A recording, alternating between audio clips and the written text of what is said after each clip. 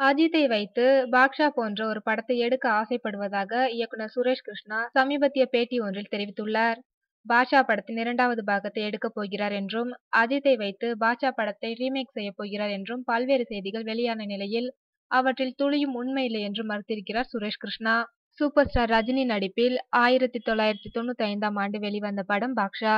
இந்த படத்தை சுரேஷ் கிருஷ்ணா இயக்கியிருந்தார். நக்மா, ரகுவரன், ஜனகராஜ், விஜயகுமார், டெல்லி கணேஷ் ஆகியோர் முக்கிய வேடங்களில் நடித்திருந்தனர். சுமார் 25 கோடியில் எடுக்கப்பட்ட இந்த திரைப்படம் 75 கோடிகள் வரை வசூலித்து பாக்ஸ் ஆபீஸில் மாபெரும் சாதனையை நிகழ்த்தியது. இந்த படத்தை பற்றி சமீபத்தில் ஒரு மேடையில் பேசிய ரஜினி, பாக்ஷா படத்தை போன்று மற்றொரு படம் எப்போதும் எடுக்க முடியாது என்று கூறியிருந்தார். ரஜினியின் பேச்சை கேள்விப்பட்ட இப்படத்தின் இயக்குனர் சுரேஷ் கிருஷ்ணா மிகுந்த மகிழ்ச்சி அடைந்துள்ளார். அவர் கூறும்போது, நான் இயக்கிய படத்தை பற்றி ரஜினியும் மற்றவர்களும் இன்னமும் பேசி வருவது எனக்கு மகிழ்ச்சியை கொடுத்துள்ளது. அவர் கூறுவது போல் உண்மையிலேயே பாட்ஷா படம் போன்று இன்னொரு படம் எடுக்க முடியாது. இந்த படத்தை அந்த அளவிற்கு நாங்கள் அணு அணுவாக ரசித்து எடுத்திருந்தோம். அதனால்தான் மக்கள் மனதில் இன்றும் இப்படம் நிலைத்து நிற்கிறது.